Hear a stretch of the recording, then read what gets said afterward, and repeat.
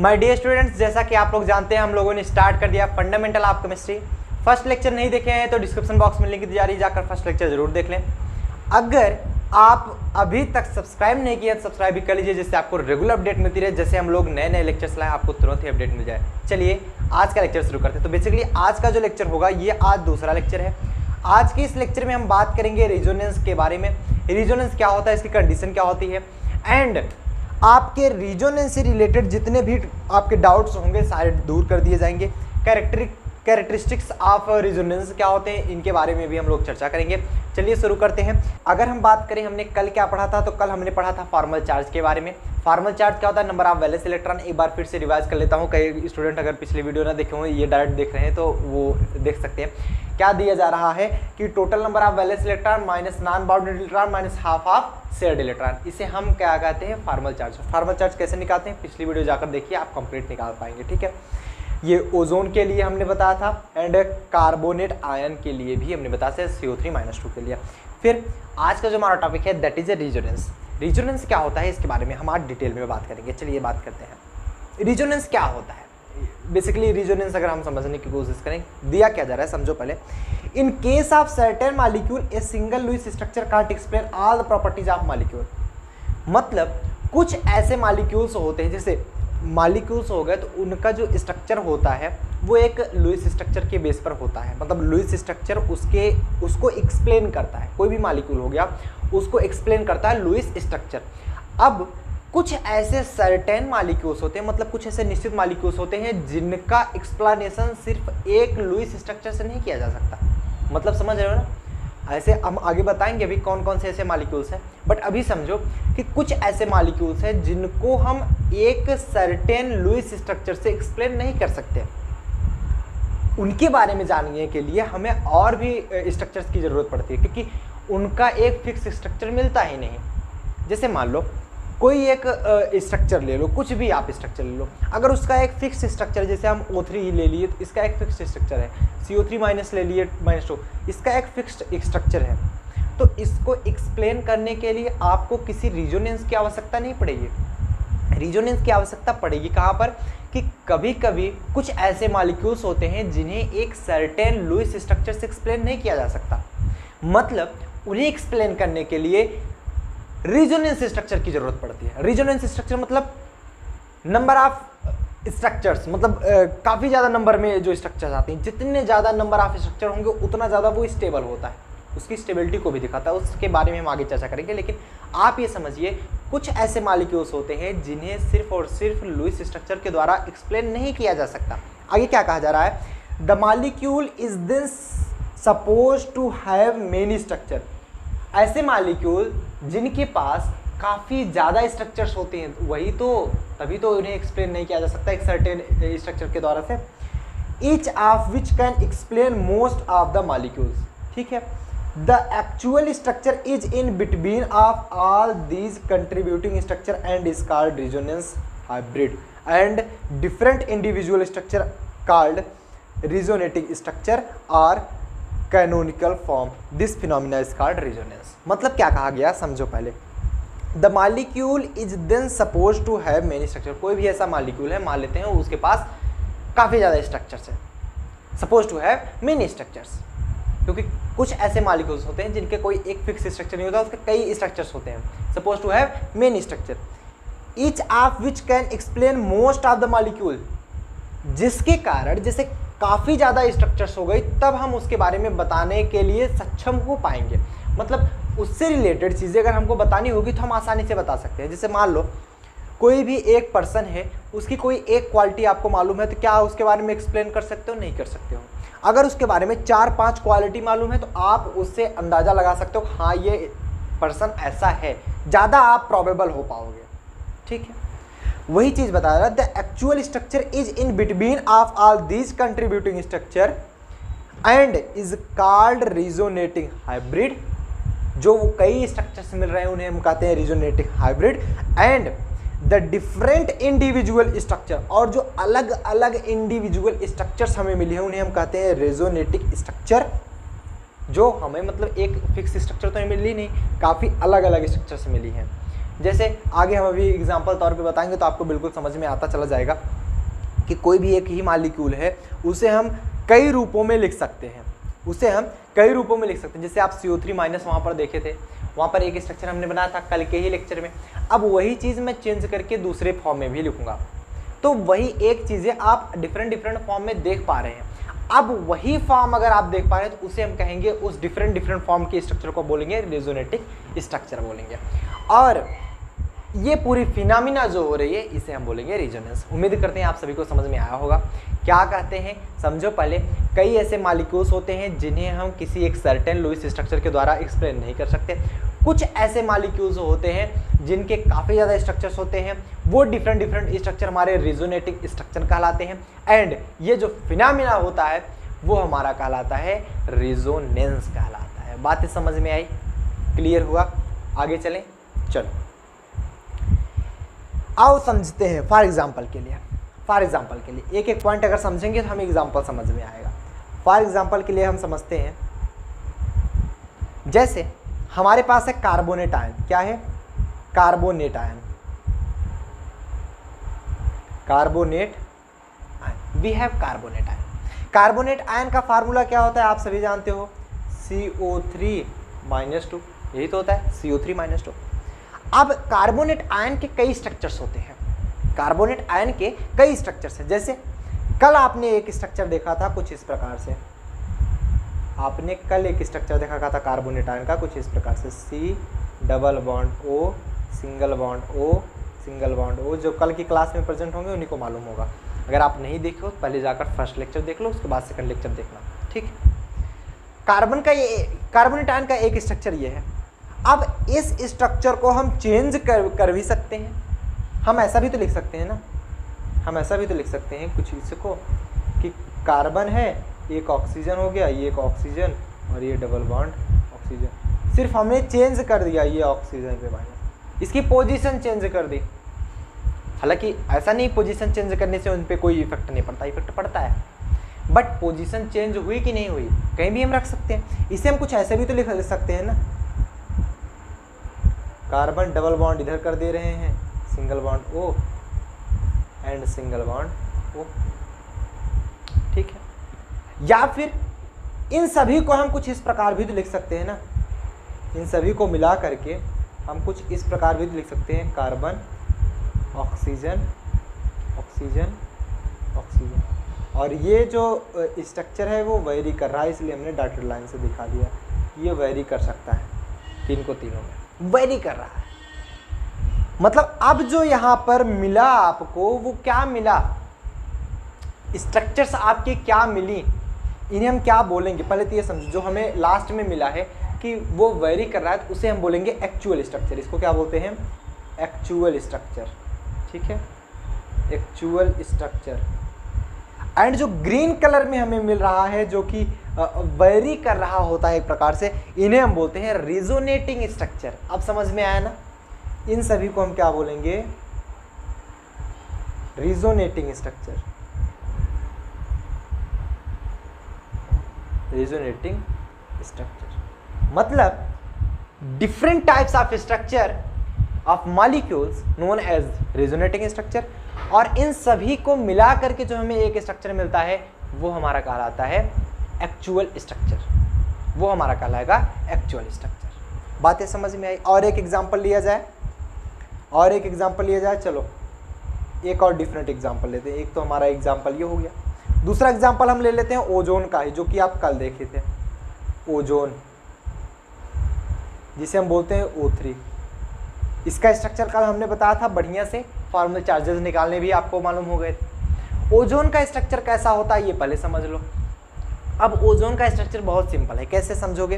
देखो सिंपल, सबसे पहले आपने कल क्या देखा था ओजोन से रिलेटेड? ओजोन से रिलेटेड आपने देखा था कि एक आपका ऑक्सीजन हुआ करता था, ये डबल बॉन्ड बनाया था दूसरे ऑक्सीजन से, और ये अपना एक लोन पेयर ऑफ इलेक्ट्रॉन दे दिया था तीसरे ऑक्सीजन को। यही आपने देखा था, कुछ और था इसके अलावा? यही था। इसको हम सिमिलरिटी भी दिखा सकते हैं, ऐसे भी तो दिखा सकते हैं कि एक ऑक्सीजन है जो कि डबल बॉन्ड इधर बना रहा है, चेंज पोजीशन कर दे रहे हैं, और ये अपना लोन पेयर ऑफ इलेक्ट्रॉन दे रहा है। पोजीशन हमने जस्ट चेंज कर दी, क्या डिफरेंट हो गया? ये भी ओजोन है, वो भी ओजोन है, एंड अब इनकी पोजीशन तो डिफरेंट हो गई, मतलब बॉन्ड्स चेंज हो जा रहे हैं। हो सकता है वो इससे डबल बॉन्ड ना बनाकर इससे डबल बॉन्ड बनाया हो, इसको दिया हो, सिमिलर। और इन सभी को मिला करके एक तीसरी स्ट्रक्चर हमें मिलेगी विच इज एक्चुअल स्ट्रक्चर, मतलब वो है ये ऑक्सीजन से जुड़ा हुआ है और जो बॉन्ड है वो क्या कर रहा है? वेरी कर रहा है, जो बॉन्ड है वो वेरी कर रहा है। इसे हम क्या बोलेंगे? एक्चुअल स्ट्रक्चर, और इसे हम बोलेंगे रिजोनेटिंग स्ट्रक्चर।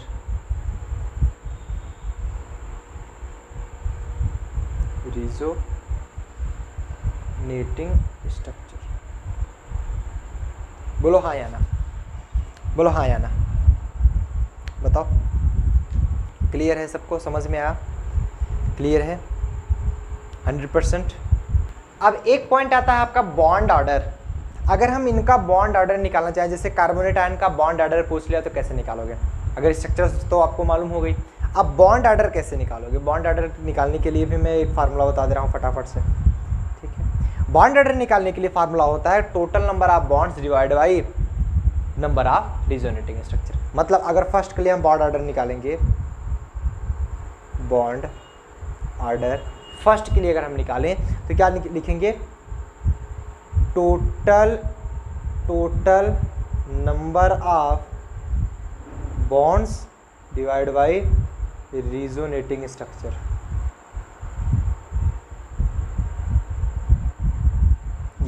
ये फार्मूला होता है total number of bonds divide by resonating structure. मतलब इसके लिए फर्स्ट के लिए जो बॉन्ड ऑर्डर मिलेगा हमें, बॉन्ड ऑर्डर मिलेगा that is a total number of bonds कितने हैं बताओ? 1 2 3 और 4 बॉन्ड्स हैं कि नहीं है बताओ? 4 बॉन्ड्स हैं। अब जब 4 बॉन्ड हो गए, टोटल नंबर ऑफ बॉन्ड्स कितने लिखोगे आप? 4। रिजोनेटिंग स्ट्रक्चर कितने मिले? 1 2 3 आपके रिजोनेटिंग स्ट्रक्चर मिल रहे हैं कि नहीं मिल रहे हैं? तो 4/3 जो बॉन्ड ऑर्डर मिला दैट्स इक्वल टू 4/3। आप इसे कट भी कर सकते हैं। इसके लिए अगर हम बॉन्ड ऑर्डर निकालना चाहें तो बॉन्ड ऑर्डर क्या हो जाएगा? टोटल नंबर ऑफ बॉन्ड्स कितने हैं? अरे 2 बॉन्ड्स 1 3 बॉन्ड, 3 बॉन्ड। तो यहाँ पर क्या मिलेगा आपको? 3। Total number of resonating structure कितने स्ट्रक्चर मिले? 1 स्ट्रक्चर 2 स्ट्रक्चर, तो डिवाइड बाई 2 मतलब 1.5। नोट डाउन कर लीजिए, टेक स्क्रीनशॉट सुन। अब इससे रिलेटेड कोई प्रॉब्लम तो आपको होगी नहीं कि रिजोनेटिंग स्ट्रक्चर क्या होते हैं, एक्चुअल स्ट्रक्चर क्या होते हैं, एंड बॉन्ड ऑर्डर कैसे निकालते हैं, तो ये सभी आप समझ गए, ठीक है। नोट कर लीजिए, टेक स्क्रीनशॉट सुन। हाँ, किसी को कोई प्रॉब्लम हो तो बता देना, किसी को अगर कोई भी प्रॉब्लम हो तो बता देना, ठीक है। बातें समझ में आई? आगे चला जाए फिर, चलिए। एंड हाँ, अगर आपको फिजिक्स के भी डेमोज लेक्चर्स देखने हैं तो डिस्क्रिप्शन बॉक्स में फिजिक्स के भी डेमोज लेक्चर्स दिए जा रहे हैं, आप फिजिक्स के भी लेक्चर्स वहाँ पर फाइंड कर पाएंगे, ठीक है। चल नेक्स्ट, अगर हम बात करें कंडीशन फॉर रिजोनेंस होने की एक कंडीशन क्या होती है? जैसे मान लीजिए रिजोनेंस, जैसे रिजोनेटिंग स्ट्रक्चर मिल रहे हैं आपके, तो रिजोनेंस की कंडीशन क्या क्या होती है वो चीज़ हम फाइंड करेंगे। कौन कौन सी ऐसी कंडीशन होगी जो होल्ड करेगा तभी हमारी रिजोनेटिंग स्ट्रक्चर बनेगी। अगर रिजोनेंस का कंडीशन नहीं फॉलो कर रहा है तो वो एक प्रकार से उसका स्ट्रक्चर भी नहीं बन पाएगा, रिजोनेटिंग स्ट्रक्चर भी नहीं बनेगा। तो वो ऐसी कौन कौन सी कंडीशन है जो कि फॉलो करता है? पहली कंडीशन क्या कह रहा है? पहली कंडीशन कह रहा है कि the compound should have pi bond in alternation position. जो कंपाउंड होते हैं उनमें होना चाहिए, should have pi bond in alternation position. एक अल्टरनेशन पोजीशन पर पाई बॉन्ड होने चाहिए, याद रखना, अल्टरनेशन पोजीशन पर पाई बॉन्ड होने चाहिए। अगर पाई बॉन्ड अल्टरनेट पोजीशन पर नहीं मिल रहे हैं तब जाकर वो कंडीशन होल्ड नहीं करेगा। The compound should have pi bond in alternation position. कैसे? समझो इस बात को। जैसे फॉर एग्जांपल के लिए आपका जैसे मैं ले लेता हूँ CH2 double bond CH single bond CH double bond CH single bond CH double bond CH2, हमने एक एग्जांपल ले लिया।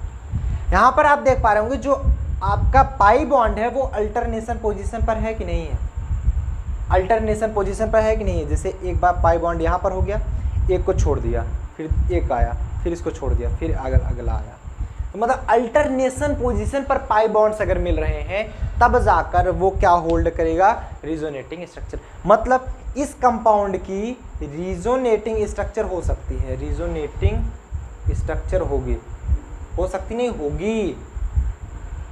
वहां पर जिससे ओजोन मिल रहा था ना, oxygen double bond O single bond O, तो यहाँ पर भी तो एक ही था बट वहां पर पाई बॉन्ड एग्जिस्ट करता था तभी बन पाया। अगर पाई बॉन्ड एग्जिस्ट नहीं करता नहीं बनता रिजोनेटिंग स्ट्रक्चर। भाई अगर कुछ ऐसा हो रहा होता सपोज दैट, क्या यहाँ पर रिजोनेटिंग स्ट्रक्चर बनेगा, बनेगा ही नहीं, कोई मतलब नहीं है, ठीक है।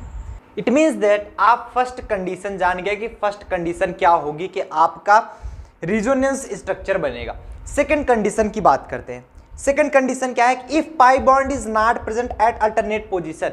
मतलब सबसे पहले बात तो ये बता दी गई कि pi bond should be present in alternate position, मतलब जो पाई बॉन्ड होना चाहिए वो अल्टरनेट पोजीशन पर प्रेजेंट होना चाहिए।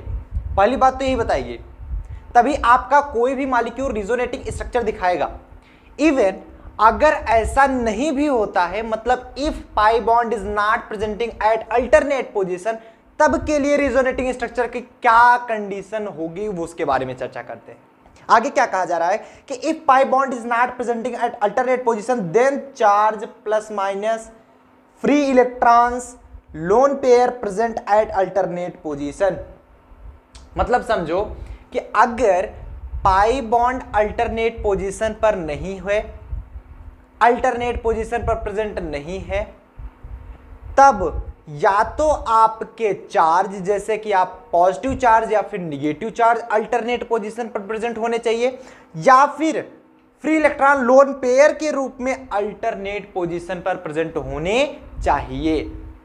नहीं समझ में आया, कोई बात नहीं, फिर समझाता हूं। मतलब रिजोनेंस आगे बताया भी जा रहा है कि will be part of resonance. मतलब रिजोनेंस कंडीशन होने के लिए सबसे पहली चीज आपका जो पाई बॉन्ड होना चाहिए वो अल्टरनेट पोजीशन पर होल्ड करना चाहिए, जैसा कि हमने अभी बताया।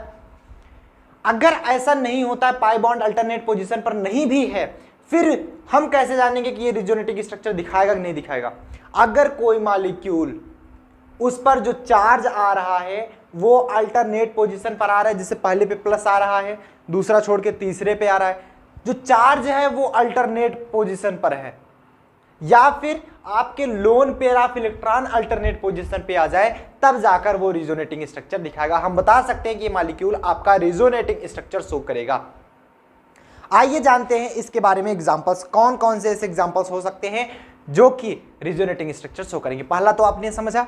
दूसरा एग्जांपल हम कुछ ऐसे बता सकते हैं इसको कि जैसे मान लो आपके पास है CH2 double bond CH single bond CH single bond, positive negative electron या फिर लोन पेयर ऑफ इलेक्ट्रॉन। मतलब ये बताया गया, समझ रहे हो।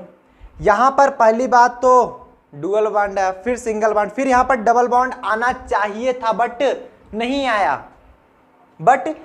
आया, तो भी हमने यहां पर शॉर्ट फॉर्म में लिख दिया कि जो डेल्टा पॉजिटिव मतलब पार्शियल पॉजिटिव चार्ज या फिर पार्शियल निगेटिव चार्ज, और यहां पर लिखा जा रहा है ना फ्री इलेक्ट्रॉन्स और लोन पेयर ऑफ इलेक्ट्रॉन, इसमें से अल्टरनेट पोजीशन पर होने चाहिए। या तो पॉजिटिव चार्ज, या तो निगेटिव चार्ज, या तो इलेक्ट्रॉन, या तो लोन पेयर ऑफ इलेक्ट्रॉन अगर अल्टरनेट पोजीशन पर होल्ड कर रहे होते हैं तो वो हमारा किसके अंतर्गत आता है, रिजोनेटिंग स्ट्रक्चर के अंतर्गत आता है। मतलब उस मॉलिक्यूल का रिजोनेटिंग स्ट्रक्चर बन सकता है, एग्जिस्ट करेगा। बातें क्लियर हुई, समझ में आया? आगे चला जाए, बहुत बढ़िया। तीसरे कंडीशन की बात करते हैं, नोट कर लीजिए, टेक स्क्रीनशॉट सुन। बात करें अगर हम तीसरे कंडीशन की, तीसरी कंडीशन क्या कही जा रही है कि if both condition are present at same time then priority should be given pi bond. अगर दोनों कंडीशन सेम टाइम पर आ जाएं, मतलब आपके इलेक्ट्रॉन या फिर लोन पेयर ऑफ इलेक्ट्रॉन या फिर चार्ज अल्टरनेट पोजीशन पर हो किसी भी स्ट्रक्चर में, या फिर उसके साथ साथ ही आपके पाई बॉन्ड भी अल्टरनेट पोजीशन पर होंगे, तो priority should be given pi bond. Priority जो दी जाएगी वो पाई बॉन्ड क्यों दी जाएगी, नॉट गिवन इलेक्ट्रॉन्स पॉजिटिव और निगेटिव चार्ज और लोन पेयर ऑफ इलेक्ट्रॉन्स। मतलब ये कहा गया कि जैसे दो कंडीशन बता दी गई कि अगर किसी भी स्ट्रक्चर में पाई बॉन्ड अल्टरनेट पोजीशन पर आ रहा है तब वो स्ट्रक्चर जो होगा वो रिजोनेटिंग स्ट्रक्चर शो करेगा, या फिर आप कह सकते हो अगर पाई बॉन्ड अल्टरनेट पोजीशन पर नहीं प्रेजेंट है फिर भी वो रिजोनेटिंग स्ट्रक्चर शो कर सकता है यदि उस पर पॉजिटिव और निगेटिव चार्ज अल्टरनेट पोजीशन पर हो, या फिर फ्री इलेक्ट्रॉन अल्टरनेट पोजीशन पर हो, या तो lone pair of electron alternate position पर हो, फिर भी वो रिजोनेटिंग स्ट्रक्चर शो करेगा। अब बात आई तीसरी कंडीशन कि अगर ये दोनों कंडीशन साथ में होल्ड हो जाए, मतलब पाई बॉन्ड भी अल्टरनेट पोजीशन पर आ जाए, आपके free electron, lone pair of electron या फिर पॉजिटिव या निगेटिव चार्ज, इन चारों में से कोई एक अल्टरनेट पोजीशन पर आ जाए, तब priority should be given to pi bond. Priority हमारी पाई बॉन्ड को दी जाएगी। बातें समझ में आई? इसके बेसिस पे एग्जांपल करते हैं तब समझ पाओगे। फॉर एग्जांपल के लिए मैं पिरिडीन लेना चाहूंगा। पिरिडीन बोलो। फॉर एग्जांपल के लिए हम क्या लेंगे? पिरिडीन। पिरिडीन क्या होता है आप सभी जानते हो। पहले आप बनाओगे सिंपल, एक सेकेंड, आप बनाओगे benzene, this is your benzene, and इसमें अगर हम यन जोड़ दें दिस इज पिरिडीन। आप सभी इसको जानते हो, किसी को बताने की आवश्यकता नहीं है, सभी इसको जानते हो, ठीक है, सभी इसको जानते हो। बताओ, दिस इज पिरिडीन। अब इसमें फ्री इलेक्ट्रॉन्स भी अगर हम दिखाएं या फिर लोन पेयर ऑफ इलेक्ट्रॉन जो भी जुड़े हुए हैं, या फिर पॉजिटिव और निगेटिव चार्ज भी अल्टरनेट पोजीशन, जैसे मान लो मैं अगर इसको यहाँ पर दे दूँ कुछ इस प्रकार से, तो यहाँ पर पॉजिटिव, यहाँ पर निगेटिव, ये यहाँ पर चला जाए तो यहाँ पर पॉजिटिव, यहाँ पर निगेटिव, तो ये कुछ शो करने लगते हैं अल्टरनेट पोजीशन पर चार्ज। क्या शो करते हैं? अल्टरनेट पोजीशन पर चार्ज। तो इट मीन्स दैट प्रियॉरिटी आप किसको दोगे? पाई बॉन्ड को। तो यहाँ पर प्रियॉरिटी किसको दी जाएगी?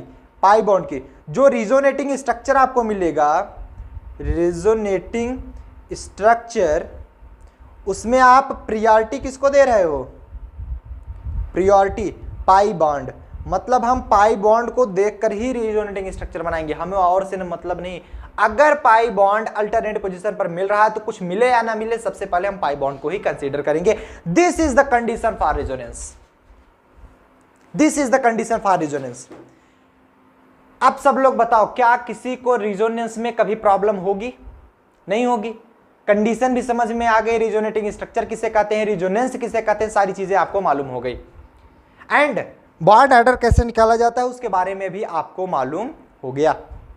आगे अब हम आज बात करते हैं कैरेक्टरिस्टिक फॉर रेजोनेंस। क्या कैरेक्टरिस्टिक होता है रेजोनेंस का? तो हिडन डालेंगे characteristic for resonance. Characteristic for resonance, इसके कुछ 4-5 कैरेक्टरिस्टिक हैं, हम उसके बारे में चर्चा करेंगे। कुछ 4 रेजोनेंस हैं, हम उसके बारे में चर्चा करेंगे कैरेक्टरिस्टिक इसके। चलो, सबसे पहला बताया जा रहा है resonating structure are not actual structure but they are canonical or contributing structure. हमने जैसा बताया कि एक्चुअल स्ट्रक्चर डिफरेंट होता है, रिजोनेटिंग स्ट्रक्चर डिफरेंट होता है। बताया कि नहीं बताया? शुरुआत में है। जो एक्चुअल स्ट्रक्चर होता है वो डिफरेंट होता है। उन जितने भी आपके रिजोनेटिंग स्ट्रक्चर मिले होते हैं उनसे इंस्पायर्ड होता है आपका, वो सभी चीजें वहां पर मिल सकती हैं एक्चुअल स्ट्रक्चर में। मतलब एक्चुअल स्ट्रक्चर आप जो बनाते हो उसमें आपके रिजोनेटिंग स्ट्रक्चर कंबाइन होते हैं। तभी यहां पर कहा गया कि resonating structure are not actual structure. किसी भी मॉलिक्यूल्स का जो स्ट्रक्चर होता है एक्चुअल स्ट्रक्चर, वो रिजोनेटिंग स्ट्रक्चर नहीं होता है। तो resonating structure are not actual structure but, लेकिन they are canonical or contributing structure. मतलब रिजोनेटिंग स्ट्रक्चर एक्चुअल स्ट्रक्चर नहीं होते हैं, लेकिन वो कैनोनिकल स्ट्रक्चर होते हैं या फिर वो कंट्रीब्यूटिंग स्ट्रक्चर होते हैं। बातें समझ में आई? यहां पर क्लियर हुआ? मेरे साथ बोलो कि resonating structure are not actual structure but they are canonical and contributing structure. ठीक है। फर्स्ट कैरेक्टरिस्टिक सबको मालूम चल गया। Is this clear point?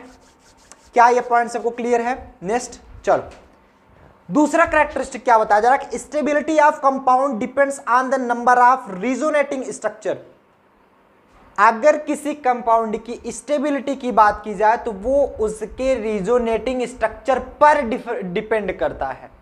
कैसे डिपेंड करता है आगे बताया जा रहा है कि if the resonating structure of the compound are large in number then it will be most stable because a number of bonds has been associated and energy constant of compound will be decreases. क्या कहा गया कि किसी भी compound के कोई भी आप कंपाउंड ले लीजिए, किसी भी कंपाउंड के स्टेबिलिटी होने का टोटल जो स्टेबिलिटी उसकी डिपेंड करती है वो किस पर करती है? रिजोनेटिंग स्ट्रक्चर पर। क्यों, कैसे, आइए बताते हैं कि अगर किसी भी कंपाउंड के जितने ज्यादा रिजोनेटिंग स्ट्रक्चर मिलेगी वो उतना ज्यादा स्टेबल होगा। जैसे दो हम कंपाउंड लेते हैं, let we have two compounds. First compound के पास आपकी रिजोनेटिंग स्ट्रक्चर 2 है एंड अदर जो कि हम दूसरा कंपाउंड ले रहे हैं दे हैव 3 रिजोनेटिंग स्ट्रक्चर। तो अगर हम उसमें दोनों में कंपेयर करें तो विच compound have 3 resonating structure that is the most stable than the first. मतलब जैसे अगर मैं एक एग्जांपल के तौर पे बताऊं, कोई हमारे पास कंपाउंड है A और दूसरा कंपाउंड है B। A के पास जो रिजोनेटिंग स्ट्रक्चर है वो है आपका 2 एंड B के पास रिजोनेटिंग स्ट्रक्चर है दैट इज ए 3 मान लेते हैं। तो यहां पर हम बोल सकते हैं B is more stable than the A due to more resonating structure, क्योंकि आपका बताया जा रहा है कि which compound have more resonating structure that is the more stable than the other. बातें क्लियर हुई, समझ में आया? पहला पॉइंट क्या बोला गया? पहला पॉइंट सब लोग बताओ, resonating structure are not actual structure but they are canonical or contributing structure. पहला पॉइंट सबको याद होना चाहिए क्लास में। ऐसा नहीं कि यहां पर पढ़ा दिया गया आप सुन लो बाद में याद कर लोगे, नहीं, बाद में कोई भी चीज याद नहीं की जाती। क्लास में हर चीज याद होनी चाहिए कि जो आपका रिजोनेटिंग स्ट्रक्चर है are not actual structure but they are canonical and contributing structure. दूसरा point, any compound, the stability of any compound depends upon the resonating structure because which compound have more resonating structure that is the more stable. ये चीज तो बताया जा रहा है कि if the resonating structure of the compound are large in number then it will be most stable because a number of bonds has been associated. क्योंकि ज्यादा स्ट्रक्चर्स आएंगे ज्यादा नंबर ऑफ बॉन्ड्स बनने की संभावना रहती है। Associated and energy constant of compound will be decreases, और जो एनर्जी कांस्टेंट होता है वो डिक्रीज हो जाएगा। एनर्जी कांस्टेंट अगर डिक्रीज हो जाएगा तो वो ज्यादा स्टेबल हो जाएंगे। जिसके पास एनर्जी कम उसकी स्टेबिलिटी ज्यादा, जिसके पास एनर्जी ज्यादा उसकी स्टेबिलिटी कम। आपके पास कम एनर्जी है, मतलब आप कहीं से दौड़ के आ रहे हो तो आप एक जगह बैठना चाहोगे। आपके पास अगर एनर्जी है तो बैठोगे ही नहीं, दौड़ोगे, भागोगे। तो आप कौन ज्यादा स्टेबल रहेगा? जिसके पास एनर्जी कम रहेगी। आप अगर थके हुए हो तो आप एक जगह बैठ के आराम करोगे, आप स्टेबल रहोगे। अगर आपने सुबह से कोई काम ही नहीं किया तो आप एक जगह आराम से सो पाओगे? नहीं, घूमोगे। क्यों? क्योंकि आपके पास एनर्जी है। अगर एनर्जी डिक्रीज होगी तो स्टेबिलिटी बढ़ेगी, एनर्जी बढ़ेगी तो स्टेबिलिटी घटेगी। क्या इसको समझने के लिए आपको कुछ एक्स्ट्रा मेहनत करने की आवश्यकता है? नहीं, सिंपल नोट कर लीजिए। Take a screenshot. Take a screenshot. बात करें अगर हम तीसरे कैरेक्टरिस्टिक की, तो तीसरा कैरेक्टरिस्टिक बताया जा रहा है, एक बार पहले सब लोग चैट सेक्शन में लिख के बताओ दो, क्या किसी कुछ प्रॉब्लम हो रही है? अगर प्रॉब्लम हो रही तो बता दो, फिर से एक बार रिवीजन कर दिया जाएगा। प्रॉब्लम होनी नहीं चाहिए क्योंकि मैं खुद ही एक पॉइंट को 3-4 बार समझा दे रहा हूं। कोई प्रॉब्लम? चले आगे। चलो, तीसरा पॉइंट कह रहा है, in resonating structure the number of atoms and their position remains unchanged but pi electron and charge will shift from its natural position. It is known as delocalisation of charge. आपने नाम सुना होगा localisation and delocalisation of charge क्या होता है। Localisation and delocalisation of charge क्या होता है, वही डीलोकेलाइजेशन के बारे में बात करेंगे। कहा क्या जा रहा है समझो एक पॉइंट कि in resonating structure the number of atoms and their position remains unchanged,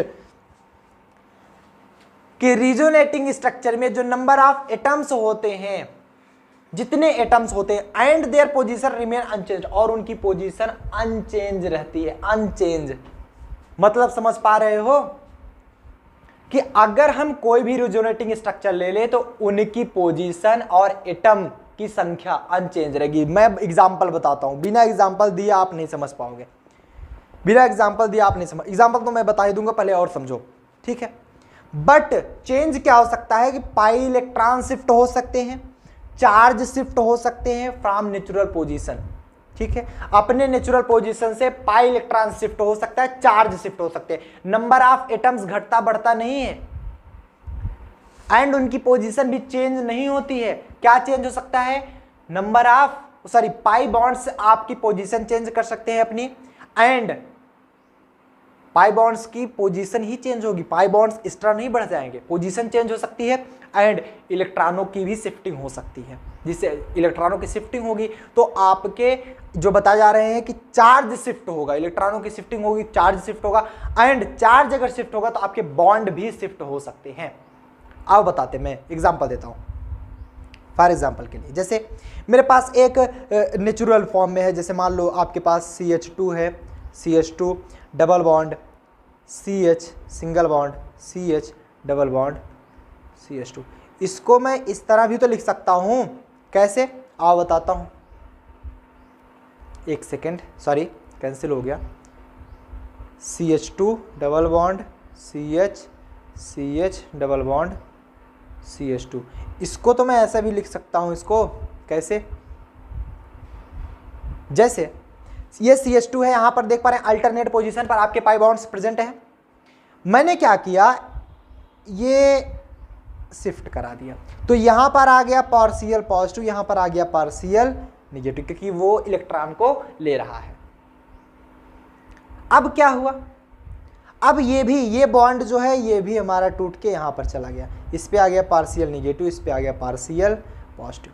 अब ये पार्शियल पॉजिटिव है इसके पास पार्शियल निगेटिव है, इसके पास पार्शियल पॉजिटिव, इसके पास पार्शियल निगेटिव है। तो ये फाइनली हमारा क्या बन जाएगा, फाइनली हमारा बन जाएगा CH2 डबल बॉन्ड टूट गया क्योंकि इलेक्ट्रॉन चले गए, शेयरिंग खत्म हो गई। अरे भाई समझो, जैसे मैं मेरा दोस्त, मैंने 10 रुपए के, या फिर मैं एक इलेक्ट्रॉन शेयर कर रहा हूं, वो भी एक इलेक्ट्रॉन शेयर कर रहा है, माना, या मैं 10 रुपए शेयर कर रहा हूं, वो भी 10 रुपए, 20 रुपए है। अगर वो 10 रुपए खींच के ले गया तो बॉन्डिंग बनेगी नहीं बनेगी ना।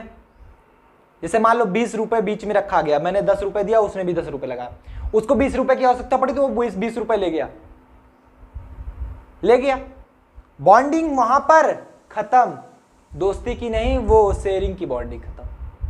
अब वो बॉन्डिंग खत्म तो बॉन्डिंग आएगी, चेंज किस में होगी, वो 10 रुपए ले गया है तो मैं धनी हूं, वो रेडी है, वो 10 रुपए मुझे देगा इन फ्यूचर, वो मुझे 10 रुपए देगा इन फ्यूचर, तो मुझ पर पॉजिटिव 10 चार्ज आ गया, उस पर निगेटिव 10 चार्ज। वैसे एक इलेक्ट्रॉन वो खींच करके ले गया तो उसके पास -1, मेरे पास +1। क्लियर हुआ? चल, तो ये तो टूट गया। अब ये CH आया, इस पर पार्शियल निगेटिव है, एंड सिंगल बॉन्ड ये CH2 आया, इस पे पार्शियल निगेटिव चार्ज।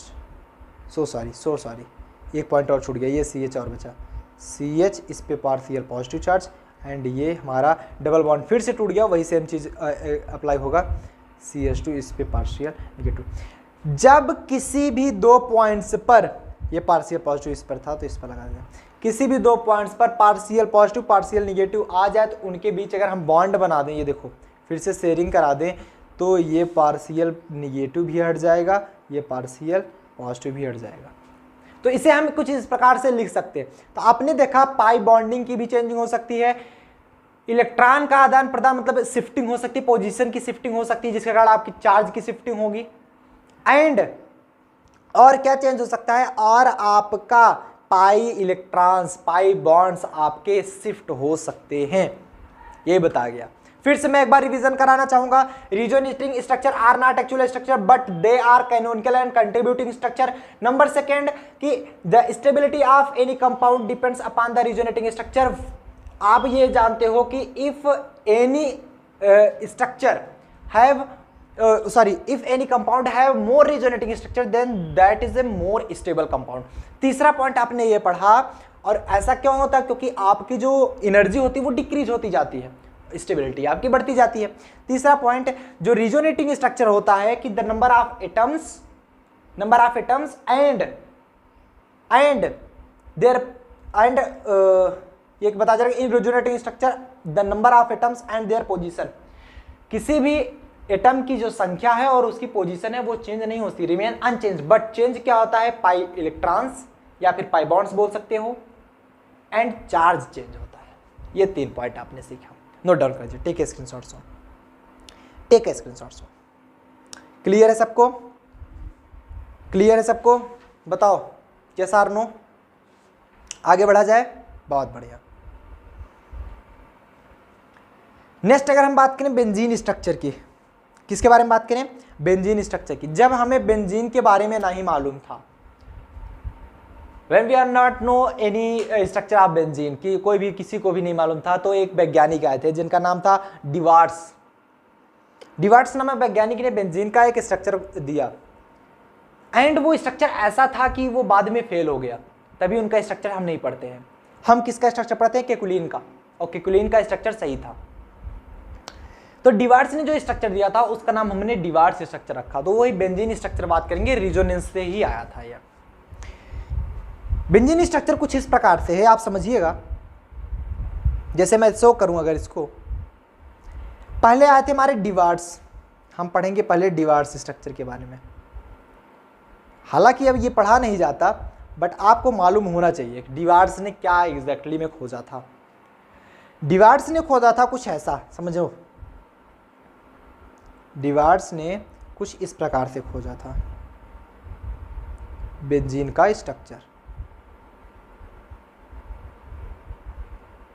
गड़बड़ बन गया, फिर से मैं बनाने की कोशिश करता हूँ।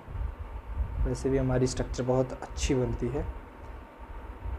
इसको कुछ इस प्रकार से, इसमें 2 पाई बॉन्ड्स दिए थे, 2 पाई बॉन्ड्स दिए थे इन्होंने। एक हमारा दूसरा स्ट्रक्चर कुछ इस प्रकार से था, और इसका ही रिजोनेटिंग स्ट्रक्चर हमारा तीसरा मिला था, जो कि कुछ इस प्रकार से था। क्या ये बेंजीन का स्ट्रक्चर सही है? नहीं सही है, आप अभी देख के बता सकते हो, लेकिन उस समय कौन बताता? उस समय जो खोजा गया था वही मान लिया गया कि हाँ ये सही है, बट बाद में केकुलिन ने खोज करके दिखा दिया कि नहीं आप गलत हो। केकुलिन ने बाद में क्या खोजा, केकुलिन ने, ये स्ट्रक्चर मालूम होना चाहिए, ये रिजोनेंस चल रहा था इसलिए हमने सोचा बेंजीन आपको बता दूं। केकुलिन ने आपका खोजा, केकुलिन स्ट्रक्चर में अगर हम पढ़ेंगे, इन्होंने स्ट्रक्चर सही खोजा था जो आज तक आप लोग पढ़ते आ रहे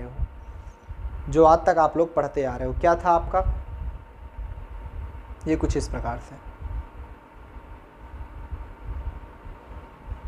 सो सॉरी यार, स्ट्रक्चर ही हमसे नहीं बन पाता। एक तो व्हाइट बोर्ड पे अच्छा भी बनता है, इस पे अच्छा बनता भी नहीं। आप कहोगे सर ये कौन स्ट्रक्चर पढ़ता है, ये तो गलत है। अरे बाबू सही कर रहे हैं, टेंशन कहाँ लेते हो, जस्ट अ सेकेंड तो दो मुझे। ये अब सही है,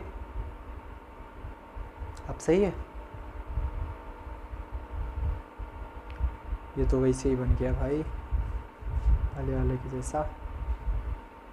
अरे समझ लिया करो, मेरी आर्ट बहुत मजबूत थी पहले, अब ख़राब हो गई धीरे धीरे। तुम लोगों को फिजिक्स केमिस्ट्री मैथ पढ़ाते पढ़ाते, इसके पहले मैं आर्टिस्ट हुआ करता था। ये केकुलिन ने दिया था, जो स्ट्रक्चर हमें मिली थी ये केकुलिन ने दिया था। हाँ ये तो सही है हमारे स्ट्रक्चर, ठीक है, याद रखना पहले मैं आर्टिस्ट था। अब क्या हुआ कि जो एक्चुअल स्ट्रक्चर खोजी गई, इन सभी को मिला करके वो हमारी कुछ इस प्रकार से मिली एक एक्चुअल स्ट्रक्चर।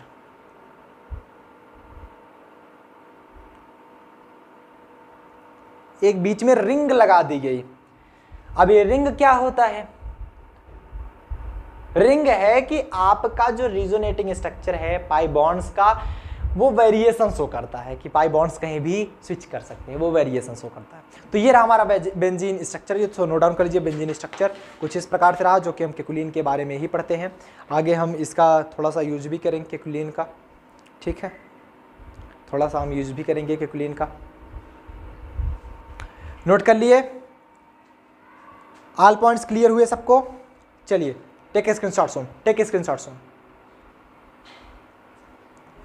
नेक्स्ट अगर हम बात करें रिजोनेंस एनर्जी क्या होती है, व्हाट इज रिजोनेंस एनर्जी। अगर हम जैसे हमने पढ़ा रिजोनेटिंग स्ट्रक्चर के बारे में, रिजोनेंस के बारे में एंड केकुलिन स्ट्रक्चर हमने पढ़ा, वैसे पूछा जाए कि रिजोनेंस एनर्जी क्या होती है, व्हाट इज रिजोनेंस एनर्जी, तो आप बताओगे the energy difference between real and resonating structure of Kekule known as resonance energy.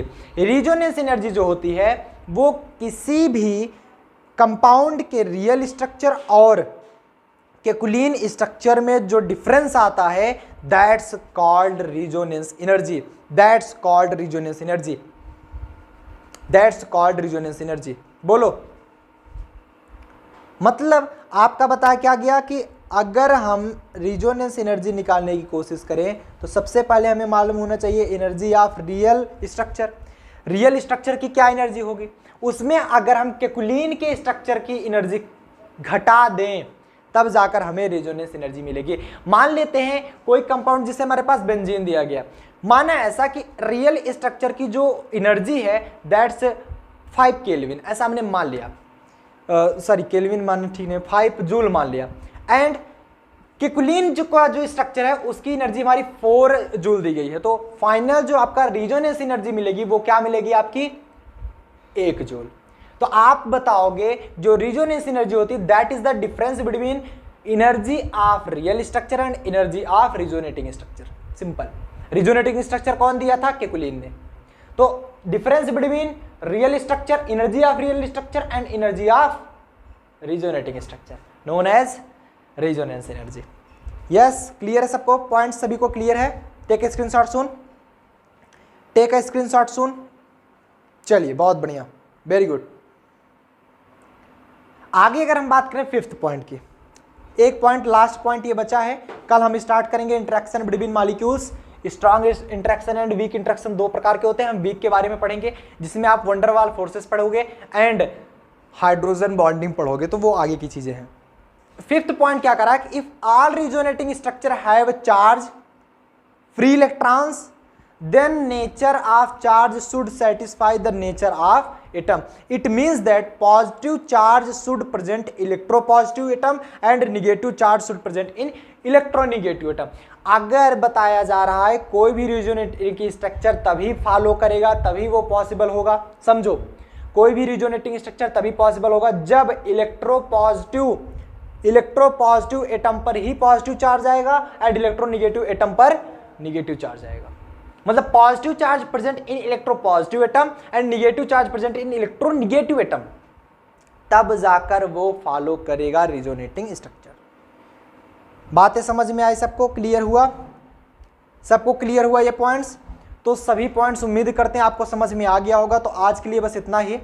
सो चलिए दोस्तों, अगर आपका फर्स्ट सेमेस्टर मैथ ग्रुप है या फिर बायो ग्रुप है तो दोनों के लिए आपकी बैच जो है वो ऑलरेडी लॉन्च कर दी गई है। बिकॉज ये आप केमिस्ट्री की क्लास देखते हो, केमिस्ट्री जो होता है ये कंबाइन होता है मैथ ग्रुप के लिए भी एंड बायो ग्रुप के लिए भी। केमिस्ट्री आपने पढ़ा, होपफुली आप सभी को बहुत अच्छी तरीके से समझ में आई होगी केमिस्ट्री। बात करते हैं फर्स्ट ईयर, अगर आप बायो ग्रुप में पढ़ रहे हो या फिर मैथ ग्रुप में पढ़ रहे हो तो आपको कौन सी बैच लेनी है, कितनी प्राइसिंग है, वो सारी हम डिस्कस कर देते हैं, जिसमें आप complete physics, chemistry, math and zoology, botany, chemistry पढ़ सकते हो। तो आइए बात करते हैं, अगर आप फर्स्ट ईयर मैथ ग्रुप में हो एंड अगर आप फर्स्ट ईयर बायो ग्रुप में हो, ठीक है, तो फर्स्ट ईयर मैथ ग्रुप के लिए तीनों PCM, इसमें जूलॉजी, बॉटनी, केमिस्ट्री पढ़ाई जाती है।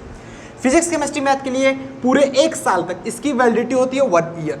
फर्स्ट ईयर के लिए मतलब 1 ईयर की वैलिडिटी है इसकी फीस 1699 रुपीज़ है और इसकी भी फीस 1699 रुपीज़ है, जिसमें फ्लैट 1000 का ऑफ कर दिया गया है, मतलब ये सिर्फ 699 रुपीज़ में ही आपको मिल जाएगा। ओनली 699 रुपीज़ में आपको मिल रहा है। मतलब 1 साल तक कंप्लीट आप पढ़ोगे, first year math group, first year bio group, जो भी है।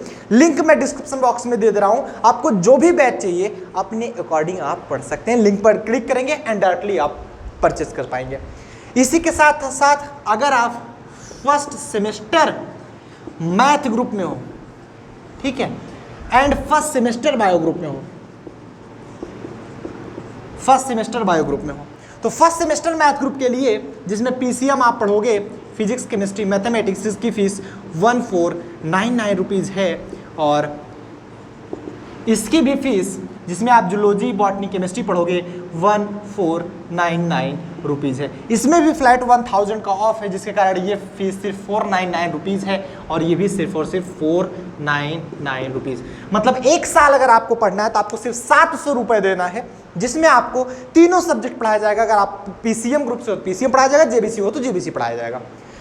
एंड कंप्लीट रिकॉर्डेड क्लासेस होने वाली है, प्रॉपर रिकॉर्ड करके अपलोड कर दी गई है। रिवीजन क्लासेस भी अपलोडेड है वहाँ पे, हैंड रिटन नोट्स मिलेगा, एक्सरसाइज सॉल्यूशन मिलेगा, सारी चीज़ें वहाँ पर अवेलेबल है। हर एक चीज़, most important question, unsolve paper, सारी चीज़ें अवेलेबल है। अगर आपको 6 महीने पढ़ना है तो सिर्फ 500 रुपये पे करना है।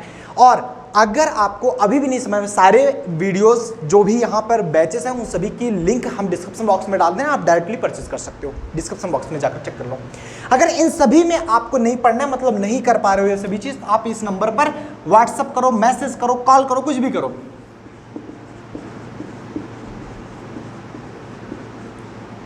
9532039099 इस नंबर पर आप कॉल कर सकते हैं, मैसेज कर सकते हैं, व्हाट्सअप कर सकते हैं, कुछ भी कर सकते हैं। हाँ, मुझे इस बैच में एडमिशन चाहिए, आपको एक स्कैनर भेज दिया जाएगा, आप उस पर पेमेंट करके स्क्रीनशॉट भेजेंगे, आपको प्रॉपर इसमें एडमिशन कर दिया जाएगा। ये this is the best method, ठीक है। तो ये है आपका 9532039099। तो होपफुली आप सभी को काफ़ी अच्छा समझ में आ रहा होगा एंड बैच परचेज करिए और पूरी कंप्लीट अपनी क्लास कवर करिए। All the very best.